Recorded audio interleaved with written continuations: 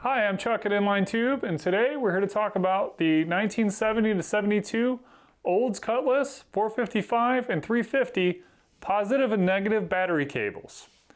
At Inline Tube, we carry the reproduction cables for your factory 455 or 350. Comes with the horn relay wire.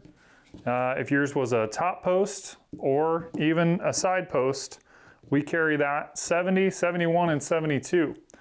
Also, we have the negative battery cables.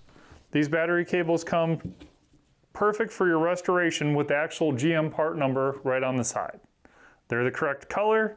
We even have the correct heat shield right on the end there. So anything for your Cutlass, contact us at inlinetube.com via the chat.